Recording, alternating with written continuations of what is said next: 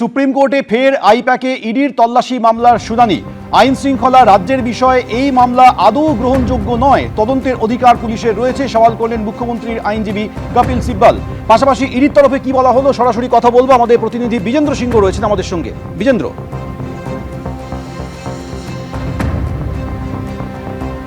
দেখো, আজকে যে আর্গুমেন্ট হচ্ছিল, কপিল সিব্বল মমতা বন্দ্যোপাধ্যায়ের অ্যাপিয়ার করেছিলেন এবং তিনি বারবার আর্গুমেন্ট রাখছিলেন কি যখন পিএমএলএ তদন্ত করছিলেন ইডি সেখানে, এবং সেই সময় যদি কোনো অফেন্স হয়ে থাকে সেক্ষেত্রে রাজ্য পুলিশ সেটা তদন্ত করবে।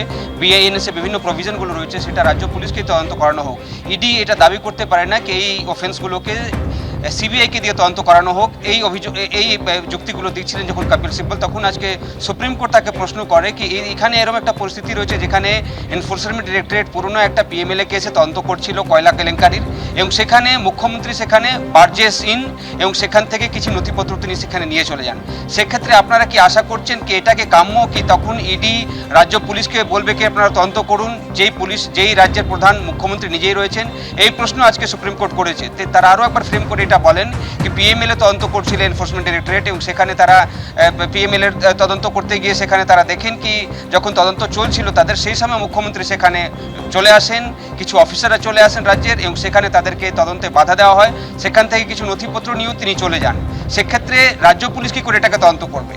আপনারা কি এটা মনে করছেন কি এই পরিস্থিতি যদি হয় সেক্ষেত্রে রাজ্য পুলিশকে রিকোয়েস্ট করবে বা রাজ্য সরকারকে রিকোয়েস্ট করবে এনফোর্সমেন্ট ডিরেক্টরেট তদন্ত করার জন্য, যেই রাজ্যের প্রধান মুখ্যমন্ত্রী নিজেই? অর্থাৎ মুখ্যমন্ত্রীর বিরুদ্ধে যদি অভিযোগ থাকে সেক্ষেত্রে কি রাজ্যের কাছেই সেটা জানাতে হবে এনফোর্সমেন্ট ডিরেক্টরেটকে? সিবিআই যদি তদন্ত না করে তাহলে কে তদন্ত করবে? কপিল সিব্বল বারবার যুক্তি দিচ্ছিলেন কি একটা অফেন্স যখন তদন্ত হচ্ছে সেখানে যদি অন্য কোনো একটা অফেন্স কমিট হয়ে যায় সেক্ষেত্রে বিএনএসের বিভিন্ন ধারাগুলো রয়েছে, এবং যে অভিযোগগুলো করেছে এনফোর্সমেন্ট ডিরেক্টরেট তাদের পিটিশনের মধ্যে, যেখানে তারা বলছেন চুরি হয়েছে, থেফট হয়েছে, আর্মড পার্সন নিয়ে এসে সেখান থেকে ডকুমেন্টসগুলো নিয়ে যাওয়া হয়েছে, সেক্ষেত্রে তদন্ত রাজ্য পুলিশকেই করা উচিত প্রাথমিকভাবে। তিনি উদাহরণ দেন কি কর্ণাটকাতে এরকম একটা পরিস্থিতি হয়েছিল যেখানে ডেপুটি চিফ মিনিস্টারের বিরুদ্ধে অভিযোগ উঠেছিল এবং সেটা রাজ্য পুলিশ তদন্ত করেছিল। কিন্তু আজকে এটার বিরোধিতা করা হয়। তুষার মেহতা সলিসিটর জেনারেল ছিলেন, তিনি বলেন কি মুখ্যমন্ত্রী শুধু বার্জেস ইন মানে জোর করে ঢুকে যাননি তদন্তের মধ্যে, সেখান থেকে কি কি নথি তিনি নিয়ে গেছেন তিনি বাইরে এসে সংবাদ মাধ্যমকে দেখিয়েছেন। সেক্ষেত্রে এখানে প্রমাণ রয়েছে কি তিনি কাজে বাধা দিয়েছেন এবং তিনি স্বীকারও করেছেন বাইরে গিয়ে সংবাদ মাধ্যমের কাছে, সেটাও তিনি বলেন। এবং কপিল সিব্বল তখন বলেন কি এটা মাত্র অভিযোগ। তখন সুপ্রিম কোর্ট আজকে বলে কি এটা কোনো একটা অভিযোগ থাকলে কিছুটা সত্যতা সেটার মধ্যে থাকে, এবং যেটা তুষার মেহতা বলছেন সেই অভিযোগগুলোকে তদন্ত করার জন্যই তো তারা চাইছেন কি সিবিআইকে দিয়ে তদন্ত করানো হোক। এখন সেকেন্ড আর্গুমেন্টগুলো এটাও ছিল একটা, সুব্রজিৎ, আজকে কি রবিন বনসল ডেপুটি ডিরেক্টরের তরফ থেকে যে মামলা করা হয়েছে তিনি তো সেদিন ঘটনাস্থলে ছিলেনই না। সেক্ষেত্রে তিনি কিভাবে পিটিশন করতে পারেন কি তার ফান্ডামেন্টাল রাইট এখানে লঙ্ঘন হয়েছে এবং সেটাকে তদন্ত করানো হোক? সেটাও বিরোধিতা করা হচ্ছিল কপিল সিব্বলের তরফ থেকে। কিন্তু তুষার মেহতা বলেন বা সুপ্রিম কোর্টে প্রশ্নটা করেছে কি আপনি শুধু রবিন বনসল ডেপুটি ডিরেক্টরের পিটিশনটা দেখছেন, এখানে আরও একটা পিটিশন রয়েছে যে 3 অফিসার সেখানে তদন্ত করতে গেছিলেন, তাদেরকে কীভাবে বাধা দিয়েছিলেন মুখ্যমন্ত্রী এবং রাজ্য পুলিশ, সেই অভিযোগগুলো রয়েছে, সেটা নিয়ে আপনি কেন জবাব দিচ্ছেন না?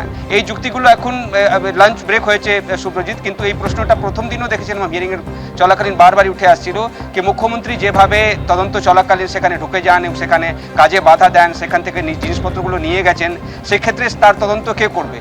ইডি প্রেয়ার করেছে সুপ্রিম কোর্টের কাছে কি এটার তদন্ত সিবিআইকে দিয়ে করানো হোক।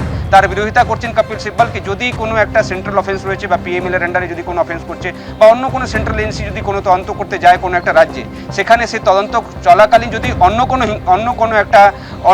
কোনো যদি অফেন্স হয় সেক্ষেত্রে তা তদন্ত করার এখতিয়ার রাজ্য পুলিশেরই রয়েছে। এখন লাঞ্চ ব্রেক হয়েছে, লাঞ্চ ব্রেকের পর আবার হিয়ারিং হবে। বিজেন্দ্র, আমাদের সঙ্গে থাকো। রাজ্যের আইনজীবীর তরফে স্পষ্টতই বলা হয়েছে যে আইন শৃঙ্খলা রাজ্যের বিষয়ে এই মামলা আদৌ গ্রহণযোগ্য নয়, তদন্তের অধিকার রয়েছে পুলিশের, সওয়াল করেছে মুখ্যমন্ত্রী আইনজীবী কপিল সিব্বল। এবিপি আনন্দ এগিয়ে থাকে, এগিয়ে রাখে।